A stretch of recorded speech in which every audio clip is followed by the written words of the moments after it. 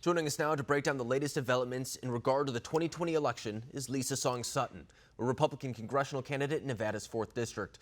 Lisa, first I want to talk about the protests taking place in your city, because last night we see that some officers did come under fire amid these protests that are taking place in Las Vegas. They did turn a little bit more violent. Overall, what has the scene been like in Las Vegas? It's a really, really sad time right now. Unfortunately, you did have peaceful protesters out there, and then you did have some rioters and looters who unfortunately turned it violent.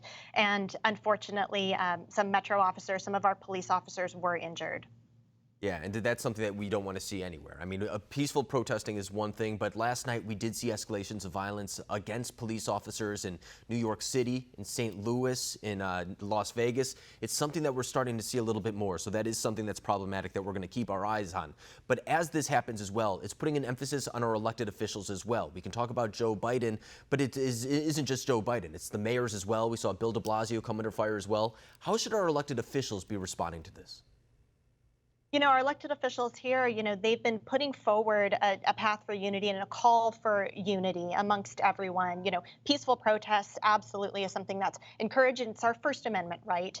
However, the escalation of violence, what you're seeing from some of these really bad actors coming forward, no one wants to see that. And there has been a large call from not only our local elected officials here, but hopefully, we're going to see it continue to grow from our state elected officials as well, for a call for unity. And you're in a unique position too, because not only are you running for Congress, but you're also a business owner in that area. So you do have something to lose at stake if rioting were to take place or looting were to take place, anything of that sort. So pegging this out to the big picture, how should President Trump be responding to this crisis? Should it be a form of unity? Should he be showing more force in these cities where there are more violent protests? What do you think that should be happening? I speak to voters every day because we're, about a week out from our primary election here in Nevada. And in speaking to voters, people want action. They want law and order. They want someone to come forward and say, you know what, there are bad actors on both sides and people need to be held accountable, like what you're seeing in the George Floyd case and the escalation for the DOJ to come in and really, escalate that case, prosecute that case. And you also want to see some sort of action being held in regards to accountability for the bad actors on the other side who, instead of peacefully protesting, are looting, are rioting, and hurting our officers who are there to help others.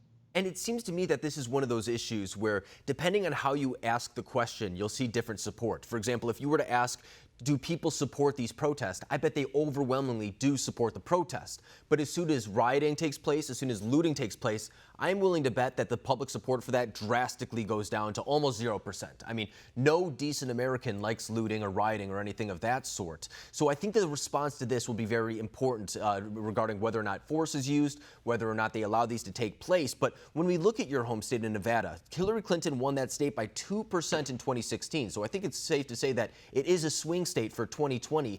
Do you think that the president's agenda and what he's done so far makes it more competitive than it was in 2016? Absolutely. And like I said, in speaking to voters every single day, they want action and they want law and order to be placed. They want some sort of leadership that's going to say, look, we are not going to tolerate bad actors on both sides of what's going on here. So we need to move forward and we need to promote unity, but we also need to promote action. And then as we step away from this issue too, I mentioned before that you're running for Congress. We've talked to you on this show before, and you have a very, I would say, organic type of game plan. I've seen you talk to people up in your community, talk to people face to face, which is something that should go without saying, but it's not something that we always see in politics. So when you're making your pitch to voters, what are you trying to tell them?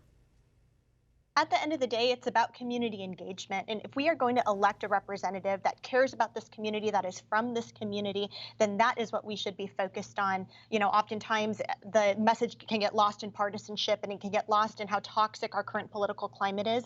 And for me, as a candidate, as a business owner, as someone who has a 10-year track record of giving back to this community in tangible ways as a private sector individual, 2020 is the year for private sector like myself to come off the sidelines and stand up for our communities and our constitutional rights.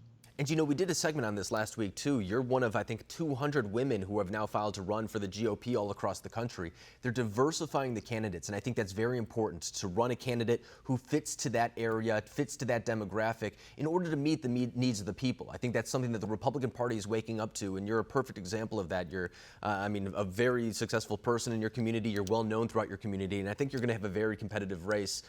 You're running a very good campaign so far, and for anyone who wants to learn more about her campaign, you can go to lisafornevada.com. Lisa, it's always a pleasure talking to you. Thanks for coming on tonight. Thank you, Alex.